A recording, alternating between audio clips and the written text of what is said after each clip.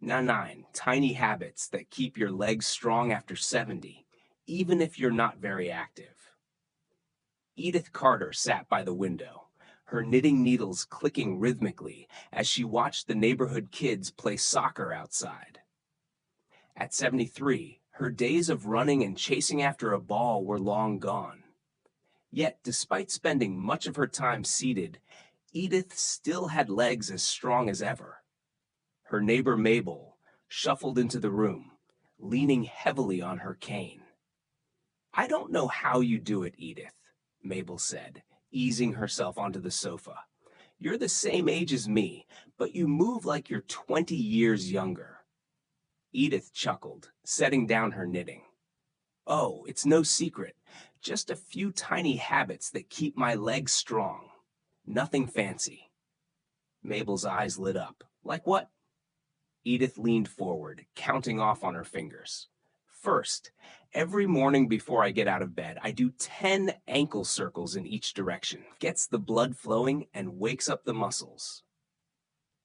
Mabel nodded, trying it out right then and there. "Second," Edith continued, "when I'm brushing my teeth, I do calf raises.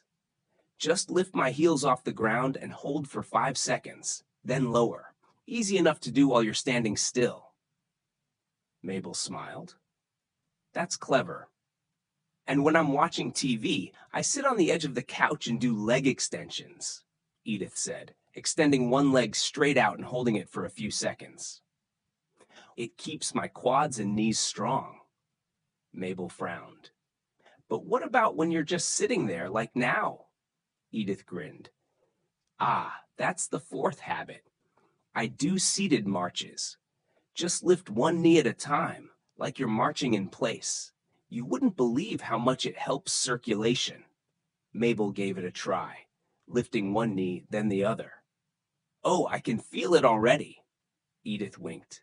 "See? And when I do the dishes, I use the counter for support and do some standing leg lifts. 10 on each side. Keeps my hips strong." Mabel glanced at the kitchen. "Guess I'll be doing more dishes then." "Number 6, Edith said, holding up 6 fingers. "I keep a tennis ball by my chair. I roll it under my foot to massage the arches. Keeps my feet strong and prevents cramps." Mabel sighed, shaking her head. "You really thought of everything." "Oh, I'm not done yet," Edith said. "When I'm waiting for the kettle to boil, I do a few mini squats, just a few inches down and back up. Keeps my thighs and glutes engaged." Mabel laughed. "So that's your secret to those strong legs?" "Yup. And when I lie down for a nap, I do some leg raises while I'm still in bed. Helps with circulation and keeps my hip flexors working." Mabel leaned back, her eyes wide. "That's 8. What's the 9th?" Edith took a deep breath. "The last one isn't an exercise, it's rest. I prop my legs up on a pillow for 10 minutes every afternoon. It helps with blood flow and reduces swelling." Mabel shook her head in awe. "You really do all that every day?" Edith smiled softly. "It doesn't take long, just a few minutes here and there, and it makes all the difference. You don't need a gym or fancy equipment. Just a few tiny habits to keep your legs strong, even if you're not running marathons." Mabel sighed, a spark of determination in her eyes. "All right, Edith, tomorrow you come over and show me how to do them all." Edith nodded, reaching over to pat her friend's hand. "I'd love to, Mabel. And who knows?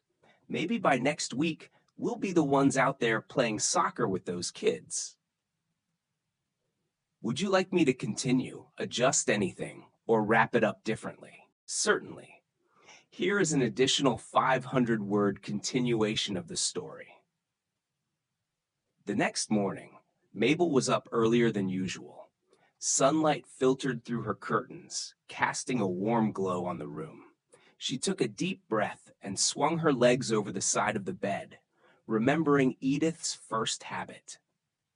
10 ankle circles, she muttered, rotating her right foot slowly, then the left. The gentle stretch eased the stiffness in her joints, and for the first time in weeks, she felt a small surge of energy. After getting dressed, she made her way to the kitchen. Edith was already there, standing by the counter with a cup of steaming tea. "Morning, sunshine," Edith called cheerfully. Mabel managed a smile. "I did the ankle circles." "Good for you," Edith said, beaming. "Ready for the rest?" Mabel nodded, her jaw set in determination. Edith led her to the bathroom. "All right, while you brush your teeth, we're doing calf raises." Mabel placed her toothbrush in her mouth and began. Up on her toes, hold, then lower. The first few were easy, but by the 10th raise, her calves were quivering. "I can feel that," she said through a mouthful of toothpaste. "That's how you know it's working," Edith said, winking. "Now, let's move to the living room." Mabel followed Edith, already feeling a slight burn in her legs. They sat side by side on the couch. Edith lifted her right leg, holding it straight in the air for 5 seconds before lowering it. Leg extensions. Keep your core tight and breathe through it. Mabel tried, her leg wobbling slightly as she held it up. "How many of these do you do?" 10 on each side, Edith said. "But if 5 is all you can do today, that's perfectly fine. It's about consistency, not perfection." Mabel managed 6 before lowering her leg with a groan. "I didn't think sitting could be so exhausting," Edith chuckled. "Wait until we get to the standing leg lifts." In the kitchen, Edith demonstrated how to hold onto the counter for support, lifting one leg straight back, then to the side. "It helps with balance and strengthens the hips," she said. Mabel tried, her movements shaky but determined.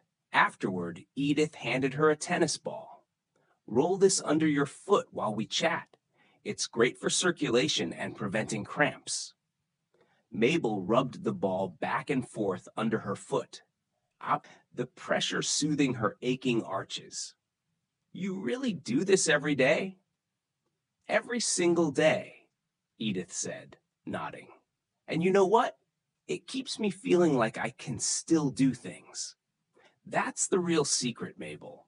The moment you stop using your muscles, they forget how to work.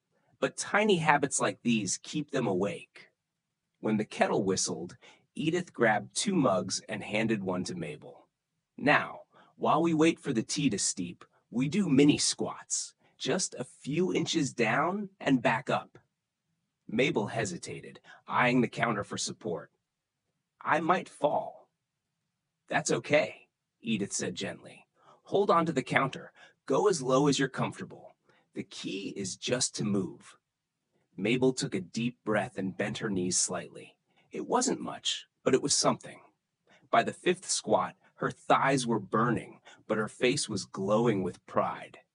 They sat back down, each cradling a warm mug of tea. Edith propped her feet up on a footstool. Now, the last habit, rest and elevate. Mabel followed suit, sighing as she leaned back. "I can't believe that was a workout." "It's not just a workout," Edith said, her voice soft. "It's a way of telling your body that you still care about it, that you still want to be strong. You don't have to run marathons or lift weights. Just keep moving, little by little." Mabel took a sip of her tea, feeling a warmth that had nothing to do with the drink. "Thank you, Edith," she said, her eyes misty. "I thought it was too late for me, but maybe it's not."